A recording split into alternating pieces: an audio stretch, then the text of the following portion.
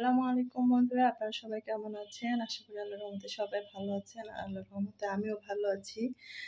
আজকে আপনাদের কাছে একটি কথা শেয়ার করব।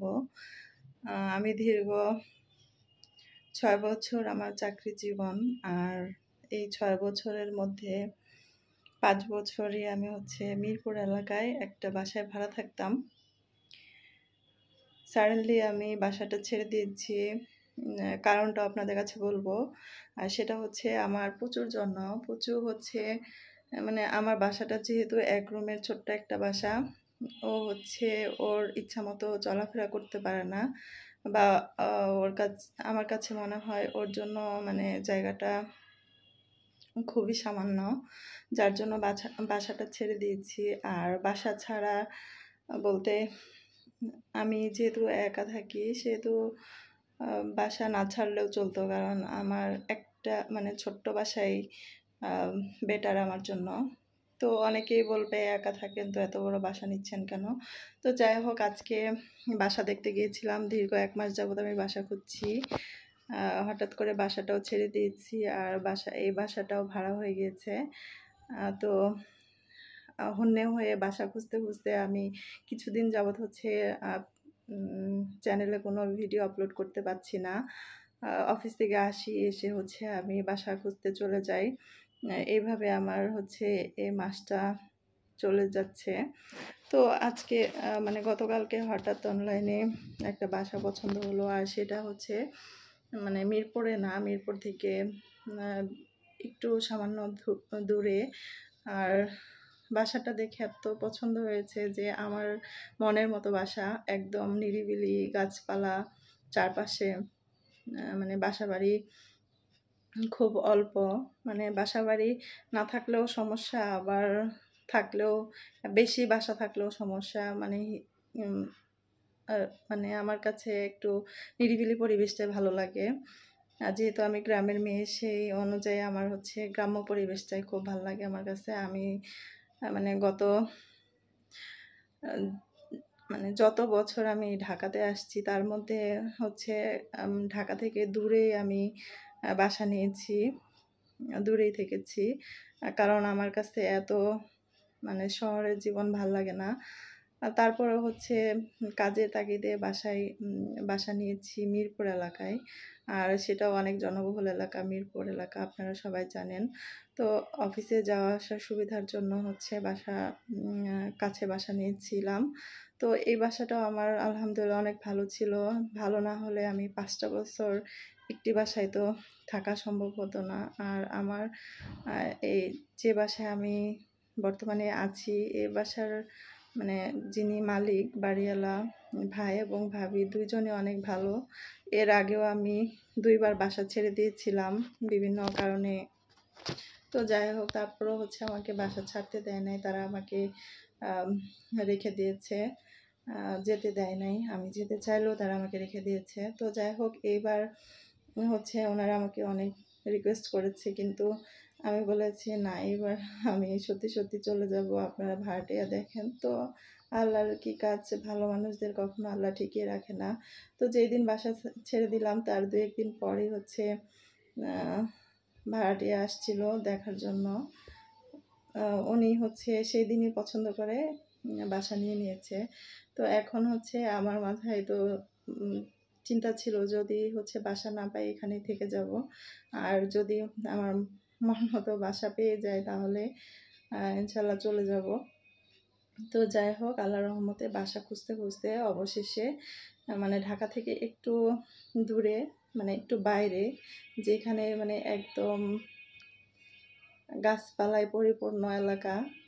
মানে আপনাদের কাছে আমি সামনের মাস থেকে আপনাদের নিয়মিত ভিডিও আপলোড করব ইনশাল্লাহ। মানে আমার মনের মতো বাসা পেয়েছি, আর যেখানে ভিডিও করাও আমার জন্য পসিবল হবে। যেহেতু একটা রুম, এর জন্য ভিডিও করতেও পারি না তেমন একটি জায়গায় বসে ভিডিও করতে হয়, আপলোড করতে হয়। বুঝতেই পারছেন, যদি বড় বাসা থাকে তাহলে কিন্তু ঘুরে ঘুরে বা যে কোনো একটা ভিডিও করা যায়, কিন্তু একটি রুমের মধ্যে যদি ভিডিও করতে যাই, ব্লগ করতে যাই, সেটা আসলে হয় না। কারণ এক রুমের মধ্যে জিনিসপত্র মানে সব কিছু তো আর সবার কাছে শেয়ার করা যায় না, যার জন্য হচ্ছে ভিডিও মানে আমার মেক করা হয় না, এর জন্য বিশেষ কারণ। তো যাই হোক, এখন যেখানে আমি বাসা নিয়েছি আলহামদুলিল্লাহ আপনাদের মাঝে আমি প্রতিদিন ভিডিও আপলোড করতে পারবো, আর ইনশাল্লাহ আপনাদেরও ভালো লাগবে আমার ভিডিওগুলো, যেহেতু আমার ভিডিওগুলোতে আমার পুচু, আমার আমার বাচ্চা, আমার বিড়াল, ও আমার প্রত্যেকটা ভিডিওতে থাকবে। ওর জন্যই মূলত আমার বাসাটা নেয়া, আর আপনাদেরও অনেক ভালো লাগবে আমার বাসাটা দেখে। তো যতটুকু পারি আমি আজকে বাসাটা ভিডিও করে আনছি, আপনাদের মাঝে শেয়ার করলাম। দেখে অবশ্যই বলবেন যে আমার বাসাটা কেমন হয়েছে। যদিও বাসাটা মনে হয় অনেক মানে বিলাসবহুল কিনা জানি না, মানে কি বলে মানে কথা, বাসার ইয়াটা বলতে গেলে হচ্ছে বড়, মানে বিলাসবহুল বাসা মনে হয়, কিন্তু আসলে তা না। বাসাটা একজন ডাক্তার ভাইয়া যিনি তৈরি করেছেন, যার বাসা, উনি ওনার মনের মতো করে একটু বাসাটা দেখলে আপনাদেরও অনেক ভালো লাগবে। বাসাটা হচ্ছে একটা ডুপ্লেক্স বাড়ি, মানে ডুপ্লেক্স বাসা, মানে ছোট্ট করে অনেক অল্প পরিসরে একটা ডুপ্লেক্স বাসা মানে বানানো যায়, এই বাসাটা দেখে হচ্ছে জানতে পারলাম। তো বাসার সিস্টেমটা মোটামুটি ভালো হয়েছে আলহামদুলিল্লাহ। আর মানে পুরো জায়গাটা ডুপ্লেক্স মনে হলেও আসলে ভাড়া ততটা না, ভাড়া খুবই সামান্য, কারণ ঢাকা থেকে একটু বাইরে, যার জন্য ভাড়া মানে আমার সাধ্যের মধ্যে হয়েছে, যার জন্য বাসাটা নিয়েছি।